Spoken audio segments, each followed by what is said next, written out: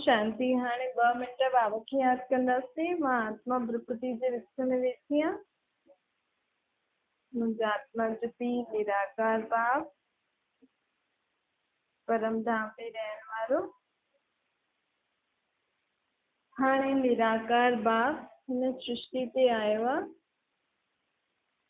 ब्रह्मा जे तन में अची करे असांखे ज्ञान थो ॿुधाए।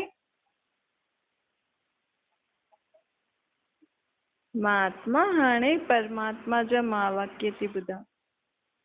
ओम शांति। अॼु मिठा मिठा श्री बाबा ब्रह्मा तन द्वारा थियनि था मीठे मीठे बच्चे। मां आयो आहियां तव्हांखे सर्व गुणनि सां संपन्न 16 कलाउनि सां संपन्न संपूर्ण निर्विकारी अहिंसक मर्यादा पुरुषोत्तम ठाहे ऊच ते ऊच पद जी प्राप्ति कराइण लाइ परमात्मा असांखे हाणे शिक्षा थो ॾे। सत्यनारायण जी सच्ची सच्ची कथा ॿुधाए करे नर सां श्री नारायण नारी सां श्री लक्ष्मी थो ठाहे। बाबा चए थो अॼु खां 5000 साल पहिरियों हिन दुनिया में जॾहिं सत्य हुयो त नर नारायण जीअं हुयो, नारी लक्ष्मी जीअं हुयो। हिन दुनिया में अथाह सुख शांति हुयो। हाणे त नर नारी रावण मिसल थी विया आहिनि। काम क्रोध लोभ मोह अहंकार जे वश थी करे केॾा ख़राब ख़राब कम था करनि। त हाणे अहिड़ी दुनिया खे परिवर्तन त करिणो पवंदो न त मनुष्य आत्मा खुदि बि दुखी थी थिए, ॿियनि खे बि दुखी थी करे।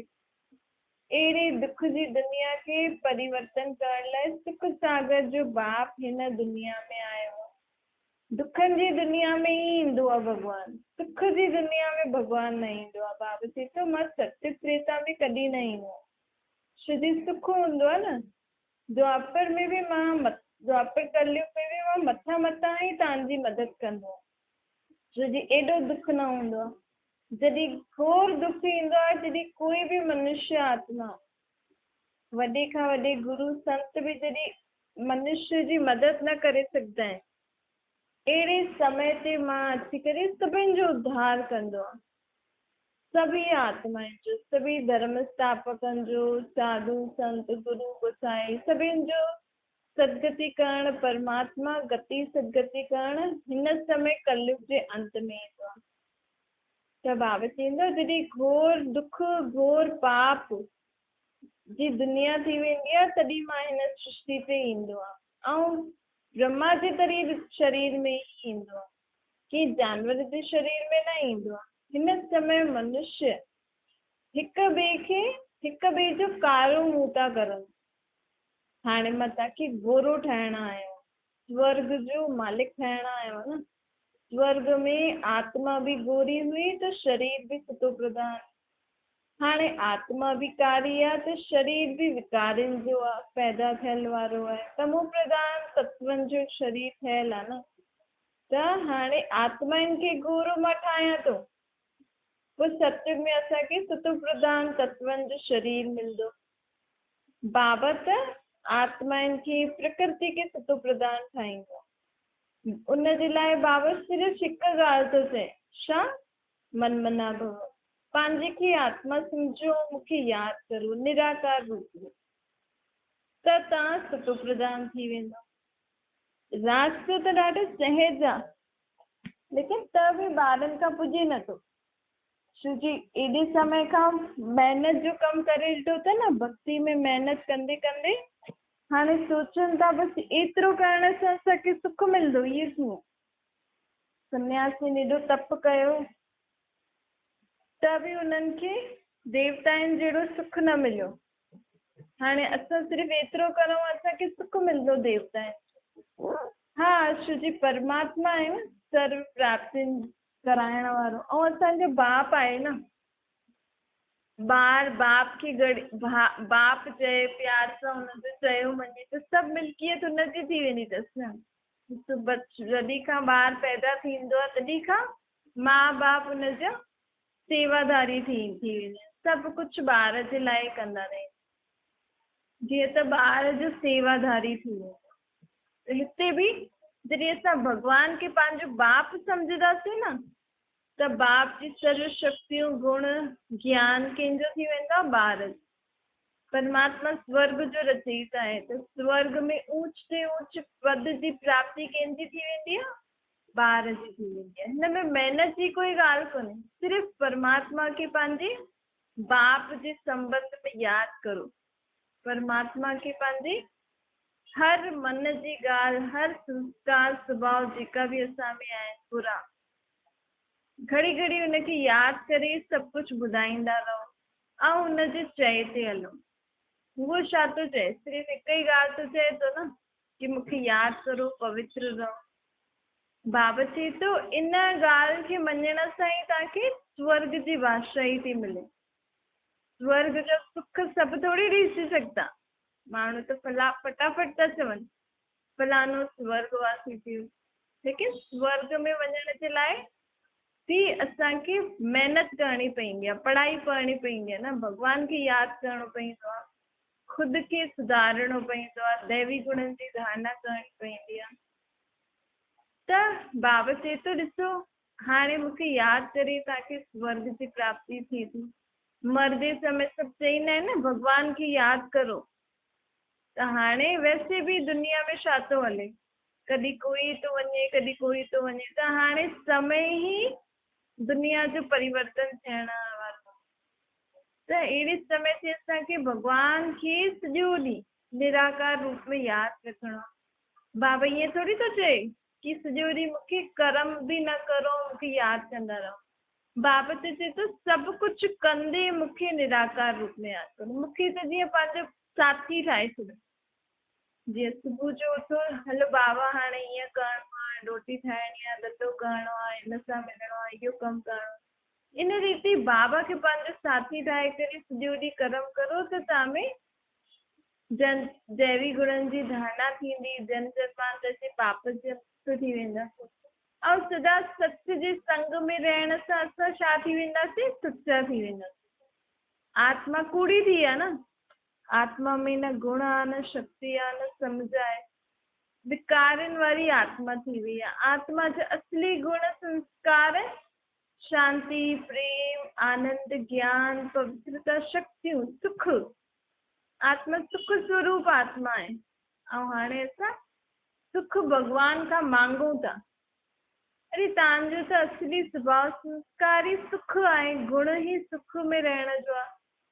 तव्हां में त अथाह शक्तियूं आहिनि, तव्हां में त शांति जो गुण आहे, शांति जी शक्ति आहे, पोइ तव्हां मांगो छो था? इहो तव्हांजो ई धर्म अथव, तव्हांजो ई गुण अथव। बसि तव्हां भुलिजी विया आहियो कि मां आत्मा आहियां, शांत स्वरूप सुख स्वरूप आत्मा आहियां। अॼु माण्हू चए थो कोई कमु करे थो त चए थो मां त कंदमि, ॾिसां थो मां कीअं थो कमु, मूंखे कोई रोके। त पाण हीअं छो नथा सोचूं, ॾिसां थो पोइ केरु मूंखे दुख थो ॾेई सघे, मां त सदा सुख में रहंदमि, सदा शांति में रहंदमि, सदा ख़ुशि रहंदमि, मूंखे कोई दुखी करे ई न सघंदो आहे। ईअं असांखे पंहिंजी आत्मा जे मथां अंदरि बि ताक़त हुजणी खपे, आत्मा में स्मृति हुजणी खपे। मूंखे परमात्मा जी यादि सदा ई रहे। निराकार परम पिता परमात्मा असां आत्माउनि जो पीउ आहे न। हाणे आत्माउनि खे ई बाबा ज्ञान ॾियण आयो। बाबा चए थो मूल ॻाल्हि आहे ई हिकु। कोई बि तव्हां सां मिले थो न त पहिरियों हुनखे चओ कि हुन अलॻि परमात्मा खे यादि करो त तव्हांजा सभु दुख दूर थी वेंदा। छो जे अॼुकल्ह माण्हू मिलंदा आहिनि त केॾियूं सारियूं ॻाल्हियूं कंदा रहंदा आहिनि, हिन ईअं हिन ईअं, पुराणियूं ॻाल्हियूं, हिक ॿिए जी ॻाल्हियूं, दुख जी ॻाल्हियूं, परेशानी जी ॻाल्हियूं, हिक ॿिए जे लाइ कुझु न कुझु नुक्स जी ॻाल्हियूं कंदा रहंदा। त पाण खे उन्हनि जी ॻाल्हियुनि में न अचिणो आहे। हाणे पाण खे उन्हनि खे बि चइणो आहे परमात्मा खे यादि करो, सभु सुठा आहिनि, सभु ठीकु थी वेंदा। अगरि तव्हां कंहिंसां हा में हा बि मिलाई न कि हा ईअं ईअं, असां चऊं कि असां कुझु चयो न पर हू चए थो त असां हा हा चई छॾियो। हा हा चयो त इहो बि पाप जो बोझो तव्हांजे मथां चढ़ी वियो। एतिरो कर्मनि जी हीअ गति ॾाढी गहरी आहे। असां त सम्झूं था असां कंहिंखे कुझु न चयो, असां बसि वेठा हुयासीं, पर तव्हांजे कननि में ॻाल्हि वई, अगर तव्हां हुनजे लाइ जरा बि पंहिंजे मन में कुझु ग़लति ॻाल्हि रखी छॾी त तव्हांजी दृष्टि वृत्ति सोच हुनजे लाइ ओड़ी थींदी वेंदी आहे। हीअ बि पाप जो बोझो त चढ़ंदो आहे न। हाणे हिननि नंढे नंढे पापनि सां बि असांखे मुक्त थियणो आहे। बाबा चए थो तव्हां आत्मा आहियो, असल में बिंदी मिसल आहियो। बाबा बि बिंदी आहे। बाबा बिंदी मिसल ज्ञान जो सागर, सुख जो सागर आहे। असां ज्ञान स्वरूप आत्मा, सुख स्वरूप आत्मा आहियूं, शांत स्वरूप आत्मा आहियूं। बाबा चए थो कि सत्युग में तव्हां पंहिंजे पाण खे आत्मा सम्झंदा हुयो, लेकिन मूंखे न ॼाणंदा आहियो। ये जेकी मां आत्मा आहियां, निराकार बाप जी संतान आहियां, इहे तव्हां हिकु ई बार हिन ई समय असांखे इहे अभ्यास करणो हूंदो आहे। ऐं हिन अभ्यास सां आत्मा में एतिरी शक्ति, एतिरी गुण, एतिरो ज्ञान ईंदो आहे कि पूरो अधु कलाक ताईं असांखे कंहिंसां बि राय न वठणी पवंदी, कंहिंखां बि कंहिंजी बि भक्ति न करणी पवंदी कि असांखे हीअ शक्ति ॾियो, हीअ गुण ॾियो, हीअ सम्झ ॾियो, कुझु बि न। आत्मा एतिरी शक्तिशाली, एतिरी गुणवान, एतिरी समझदार थी वेंदी आहे कि 2 युगनि ताईं उहा पंहिंजो जीवन ॾाढो सुख शांति ऐं संपत्ति बि अथाह हूंदी आहे। भले उते नंढा माण्हू बि हूंदा, लेकिन नंढा बि हितां वारा जीअं ग़रीब आहिनि ईअं न हूंदा। नंढनि खे बि पंहिंजी अथाह संपत्ति हूंदी। सिर्फ़ु हाणे इहो अभ्यास करण सां केतिरी प्राप्ति थी थिए आत्मा खे, ऐं सहज केतिरो आहे। पंहिंजे पीउ खे यादि करणु कोई मुश्किल आहे? तव्हांखे सॼो ॾींहुं थोरी माउ पीउ चईंदा अथव, तव्हां पंहिंजे ॿारनि खे थोरी चईंदा असां तव्हांजा मम्मी आहियूं, असां तव्हांजा पापा आहियूं, हीअ तव्हांजी भेण आहे, तुंहिंजो। हिकु बार सम्झायो त हुनजी बुद्धि में वेही रहंदो आहे न। पोइ हुन रीति उहो पंहिंजी ॻाल्हियूं तव्हांखे चईंदो रहंदो आहे। त ईअं ई असांखे हिकु बार पतो पइजी वियो मां आत्मा आहियां, मुंहिंजो बाप परमात्मा आहे, ऐं मुंहिंजे दुखनि खे दूरि उहो ई करे सघंदो आहे। मूंखे शक्तियूं, गुण, सम्झ उहो ई ॾेई सघंदो आहे। त हीअ सम्झ अची वई त असां अञा बि घड़ी घड़ी हेॾे होॾे माण्हुनि ॾे छो था वञूं? छो था हुननि खे चऊं मूंखे हिन हीअ दुख ॾिनई, मूंखे हीअ परेशानी आहे, मुंहिंजी हीअ इच्छा आहे, मूंखे हीअ खपे, मूंखे हीअ शक्ति खपे। अञा ताईं मन छो थो भटके हेॾे होॾे? जॾहिं पतो लॻी वियो न कि निराकार बाप खे यादि करण सां ई मुंहिंजा दुख दूरि थींदा, उहो ई मूंखे शक्ति ॾींदो, उहो ई मूंखे सम्झ ॾींदो, उहो ई मुंहिंजे जीवन में सुख शांति लाए सघंदो आहे।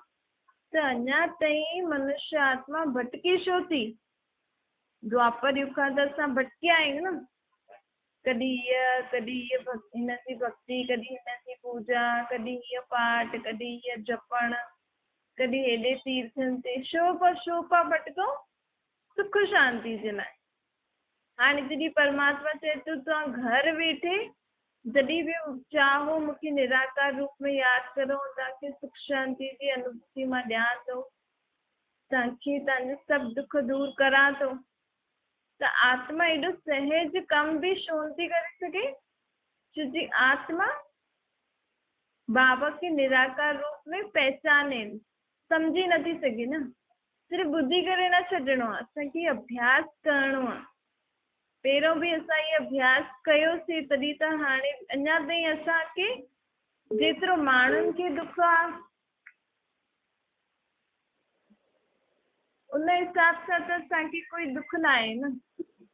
त बाबा चए थो कल्प पहिरियों बि तव्हां इहो अभ्यास कयो हुयो, उनजे फलस्वरूप तव्हांखे केॾा सुख मिलिया। हाणे वरी खां इहो अभ्यास करो त वरी खां तव्हांजे जीवन में सुख शांति अची वेंदो। बाबा चए थो हाणे 84 जन्मनि जो चक्कर पूरो थी वियो, हाणे वरी खां नयो चक्कर शुरू थियण वारो। सुठो प्रधान ठाहिण लाइ बाबा असांखे ज्ञान थो ॾे। परमात्मा आत्माउनि खे वरतो ॾियण आयो आहे। बाबा चए थो मूंखे यादि कंदव त मां तव्हांखे गारंटी थो ॾियां कि पूरो अधु कलाक ताईं तव्हां कॾहिं बि रोईंदव न। तव्हां माया रावण ते जीत पाए छॾंदव। कॾहिं बि तव्हांखे पूरो अधु कलाक इहो विकार, बुराई, दुख परेशान न कंदव। पुराणी दुनिया जो सभु हिसाब किताब हिते चुक्तो करे वञिणो आहे। जॾहिं असां आत्मा सभु मथे वेंदासीं त मथे वञण खां पहिरियों असांजी आत्मा जो जेतिरो बि जेका हिसाब किताब आहे न सभु हिते ई चुकतो करणो आहे। नई दुनिया में पोइ असांजो नयो खातो शुरू थींदो। सतयुग त्रेता में असांजो कंहिंसां बि दुख जो हिसाब किताब न रहंदो। हुते त असां प्रारब्ध भोगंदासीं। हिते जेको असां सुठो अभ्यास कंदासीं त हुते उहो जीवन असांखे प्राप्त थींदो। हर जन्म में असांखे ओतिरो ई मिलंदो जेतिरो हाणे मां परमात्मा खे यादि करे प्राप्ति थी करां। पोइ द्वापर युग खां असांजो सुख दुख जो हिसाब किताब हिक ॿिए सां ठहिणु शुरू थींदो। पोइ धीरे धीरे आत्मा तमो प्रधान कलयुग अंत ताईं थी वेंदी आहे। हिन समय क़यामत जो समय आहे। सभिनि जो विनाश थियणो आहे। अर्थात सभी पुराणी चीजूं ख़तम थी करे पोइ असां सभिनि खे सभु कुझु छा मिलंदो, नयो मिलंदो। नई दुनिया जी स्थापना थी थिए त सभु कुझु पुराणो ख़तम थियणो पवंदो न त पोइ उहो नयो कीअं ठहींदो। तव्हां ॼाणंदा आहियो हिन समय परमात्मा हिन सृष्टि खे परिवर्तन करण आयो आहे। अकेलो कीअं परिवर्तन करणो? ज़रूर ब्रह्मा जे शरीर में ईंदो त ॿिया साथी बि त खपनिसि न। एॾी वॾी दुनिया आहे, एॾी वॾी दुनिया में एॾा माण्हू आहिनि, सभिनि खे ॿुधाइणो आहे कि परमात्मा आयल आहे, ईअं कमु थो करे। त हिकु शिव बाबा ऐं ब्रह्मा बाबा छा कंदा? ॿिया बि त मददगार खपनि न।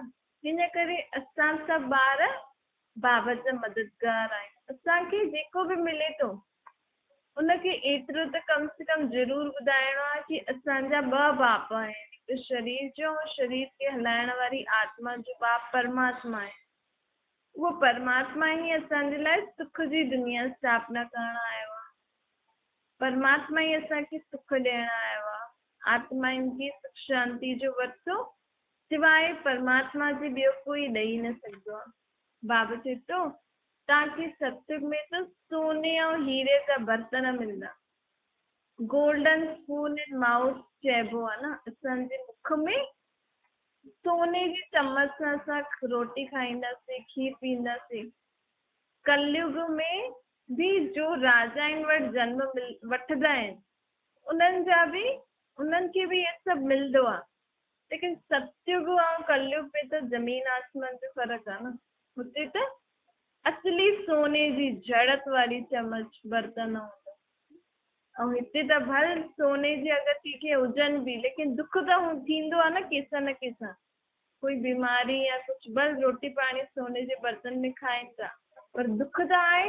हुते त कहिड़े प्रकार जो दुख बि न आहे। हाणे तव्हांखे भविष्य 21 जन्मनि जे लाइ कोई दुख, कोई बीमारी, कोई रोग न हूंदो।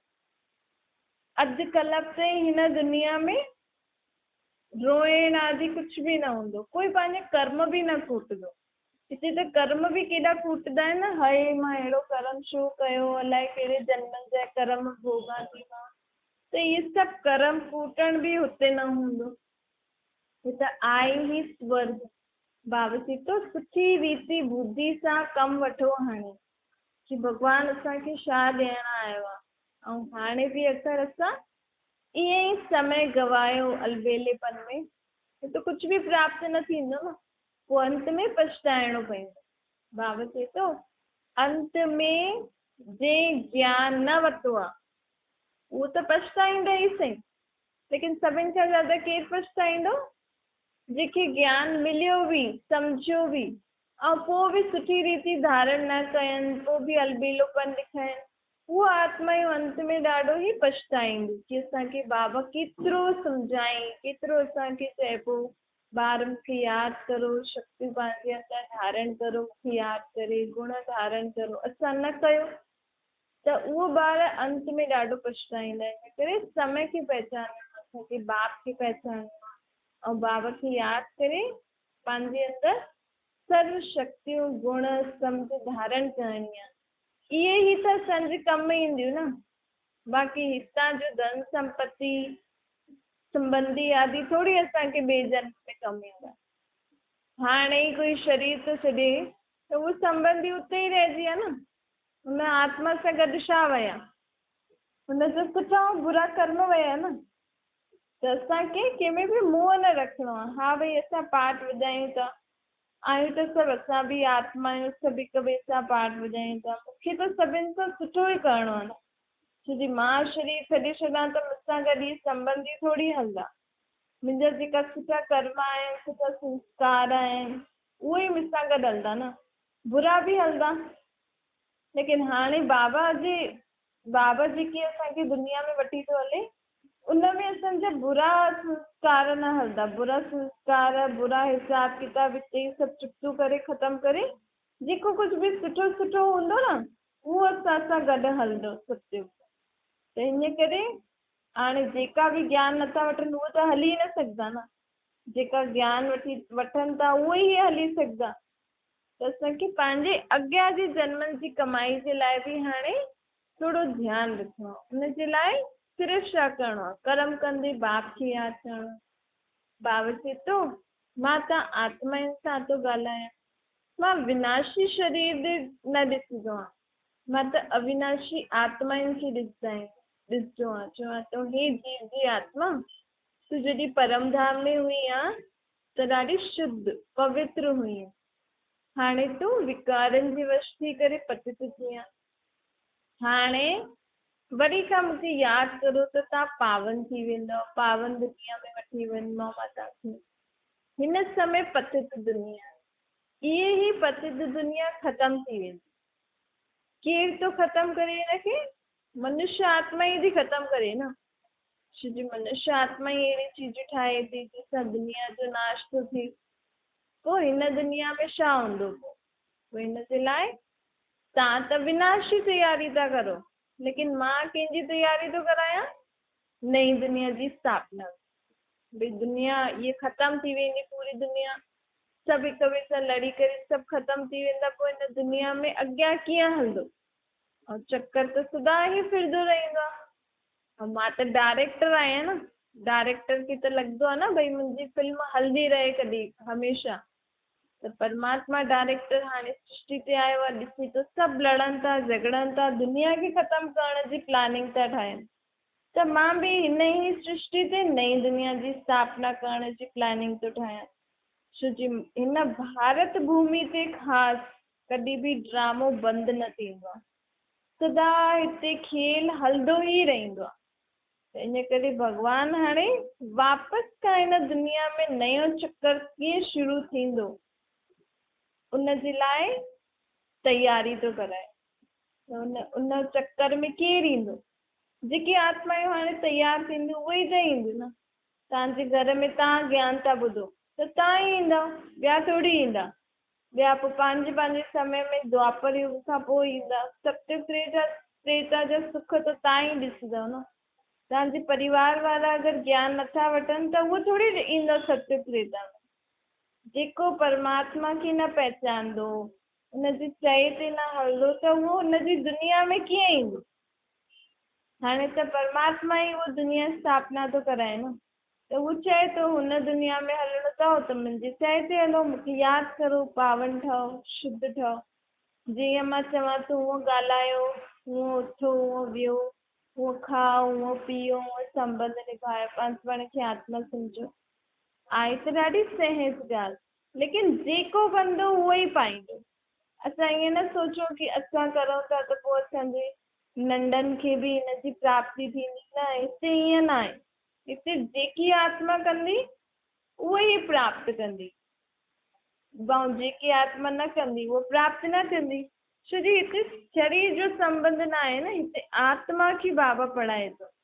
हिकु ई आत्मा अगरि जेकी आत्मा पढ़ंदी, जेकी यादि कंदी, हुनखे प्राप्ति थींदी न। ईअं थोरी की आत्मा त सभु भाव आहे न। ही त शरीर जे नाते तव्हां सोचो था असांजा नंढा बि असां उन्हनि खे बि असां आशीर्वाद ॾींदासीं, लेकिन हिते आशीर्वाद जी बि कोई ॻाल्हि कोन्हे। जेकी आत्मा बाप खे पहचानंदी, उनजे चए ते हलंदी, उहो ई सत्युग में हली सघंदी। बाक़ी कोई बि आत्मा अची न सघंदी आहे। छा मीठी मीठी स्किल जे ॿारनि प्रति माता पिता बाप दादा जो यादि प्यार ऐं गुड मॉर्निंग। रूहानी बाप जी पण सभिनी रूहानी ॿारनि खे नमस्ते। पंहिंजी बि रूहानी माता पिता बाप दादा खे यात्यार गुड मॉर्निंग और नमस्ते वरदान आहे। सदा हिकु रस संपन्न मूल में रहण वारा पुरुषार्थी सो प्रालब्ध स्वरूप ठहो। बाबा मथां ॾिसंदो आहे कि कई ॿारनि जो मूड ॾाढो परिवर्तन थींदो आहे। कॾहिं उदास थी वेंदा आहिनि, कॾहिं उलझी वेंदा आहिनि, कॾहिं टेंशन में ईंदा आहिनि, कॾहिं आश्चर्य खाईंदा आहिनि, कॾहिं चईंदा आहिनि हीअ छा थी वियो, हाणे छा करां। त हाणे जॾहिं तव्हां बाप खे पहचाने थो, बाप तव्हांजो सुखनि जो सागर, शांती जो सागर, ऐं तव्हां ॿार एॾा दुखी ऐं शांत छो था थियो? इन जो मतिलबु असां पंहिंजे बाप खे न पहचानियो आहे न। ॾिसो, कोई अगरि कंहिंजे बाप जी कपिड़नि जी दुकानु हुजे, जूते चप्पल जी दुकानु हुजे, या कहिड़ी बि मिठाइनि जी दुकानु हुजे, अगरि उहो ॿारु सम्झंदो ई न कि मुंहिंजे बाप जी मिठाई जी दुकानु आहे, ऐं उहो घड़ी घड़ी रोए थो, घड़ी घड़ी उनखे इच्छा थो थिए कि मूंखे मिठाई खाइणी आहे, मूंखे मिठाई खाइणी। अरे तुंहिंजे बाप जी दुकान जी मिठाई जी दुकान थी न, त तूं हुनखे चओ वठी ॾेई, मुंहिंजे लाइ खणी अची, या तूं वञी करे दुकान ते खा। रोई छो थो? रोईंदो थोरी उहो। जॾहिं इच्छा थींदसि तॾहिं दुकान में वञी करे मिठाई खाईंदो न, या घर में पंहिंजे पापा खे चईंदो खणी ईंदो हुनजो पापा। ईअं ई असां सुख जे सागर जा बाप जो संतान, सुख जे सागर बाप जो संतान, शांति जे सागर बाप जो संतान, त असां घड़ी घड़ी दुखी परेशान अशांत छो था थियूं? त इहे असां मतिलबु अञा असां ॼाणियो न आहे न, असां मञूं नथा कि असांजो बाप सुखनि जो सागर आहे। त मां बि सदा सुखी आत्मा, सदा शांत आत्मा, सदा ख़ुशि आत्मा, सदा शुद्ध आत्मा। स्लोगन आहे, बाप दादा जे हथ में बुद्धि रूपी हथ ॾेई छॾो। पंहिंजी बुद्धि छा कंदी आहे? निर्णय कंदी आहे न। त आत्मा में जेकी बुद्धि आहे, उनमें बुद्धि सदा ई बाप खे यादि कंदी रहे। त सदा ई असां कहिड़ी बि ॻाल्हि हूंदी, हर ॻाल्हि खे सहज पार करे छॾींदासीं, कॾहिं बि हिलंदासीं न।